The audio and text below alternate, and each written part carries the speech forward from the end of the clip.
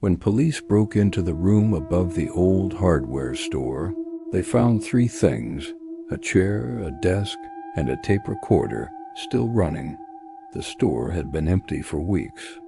No one had rented that room for over a decade. But on the tape, you can hear someone breathing. And right before it cuts out, a voice whispers, "Don't let him know I'm here."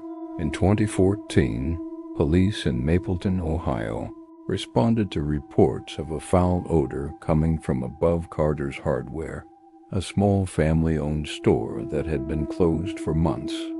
When they reached the 2nd floor, they found a locked door. The strange thing? The hinges were sealed from the inside. Inside that room, investigators discovered a decomposing body seated upright at a desk. There were no signs of forced entry. The coroner's report was chillingly simple, listing the cause of death as asphyxiation, self-induced. But here's where the mystery deepens. No one could identify the man. He had no wallet, no ID, and his face was unrecognizable. Stranger still, crime scene investigators found no fingerprints on the door handle, inside or out. It was as if a ghost had sealed himself in the room and simply ceased to exist. The town of Mapleton was left with a body without a name and a room without an explanation. How could someone lock a door from the inside, leave no trace of their identity, and die in such a bizarre, isolated manner?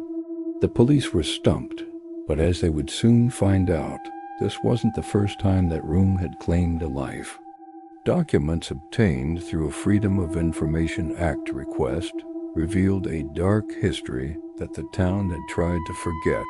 That very same room had been sealed off once before, under nearly identical, terrifying circumstances. Back in 1978, the owner's son, a young man named Edward Carter, was found hanging from a ceiling beam inside that same upstairs office. The official cause of death was ruled a suicide, but the whispers among the locals told a different story. For weeks leading up to his death, Edward had become paranoid, complaining to friends and family of hearing someone moving around up there at night, long after the store had closed and everyone had gone home. He swore he wasn't alone. A former employee, interviewed by police years later, shared a detail that sent a shiver down investigators' spines. Edward had become so convinced someone was living in the walls that he had secretly installed a small microphone under the floorboards of the office. He told the employee it was because in the dead of night he could hear someone whispering his name.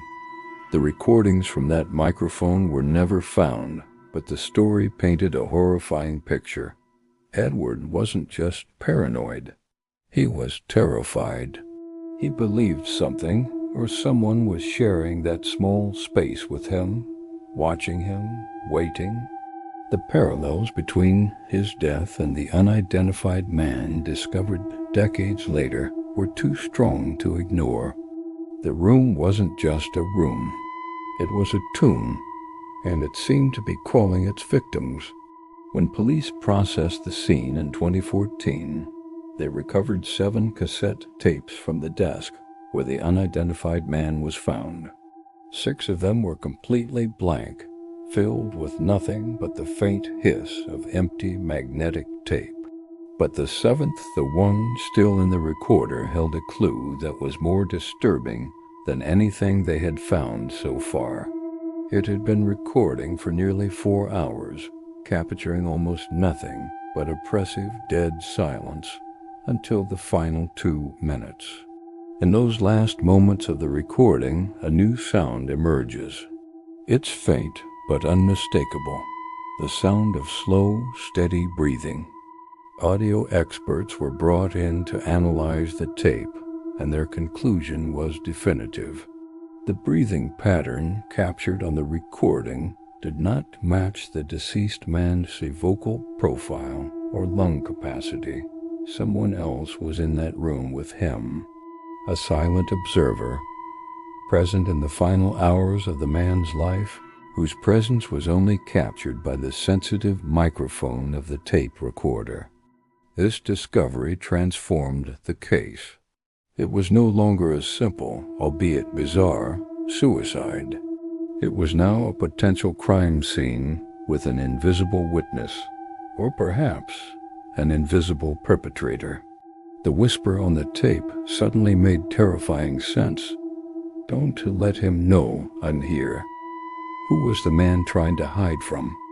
And where did they go? Investigators, now looking at a 40-year timeline of strange events, started digging into the building's public records. What they found was a chilling pattern.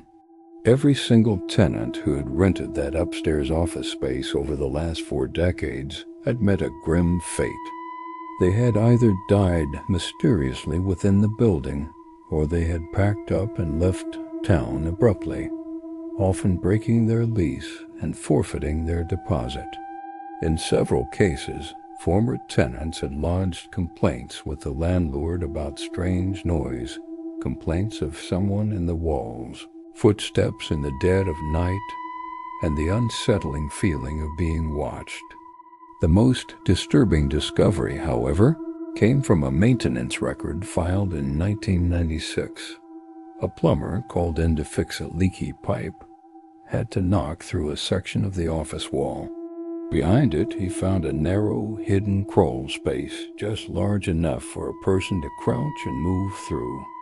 Inside this dark, forgotten void, he found a collection of disturbing items: old cigarette butts, faded photographs of the store taken from an odd angle, and a small, worn wooden chair. The chair was positioned directly in front of a ventilation grate of vent that looked directly out into the office, offering a perfect secret vantage point of the desk below. Someone hadn't just been in the walls, they had been living in them. The building has since been sold. The new owners claim the entire upstairs has been completely renovated, stripped down to the studs, and rebuilt. The dark history has been plastered over, but locals say that some nights, long after the new business is closed and the street is quiet, the light in that one window turns on by itself. And if you stand across the street and listen very closely, they say you can still hear the faint scraping sound of a chair moving across a wooden floor. "Don't let him know I'm here,"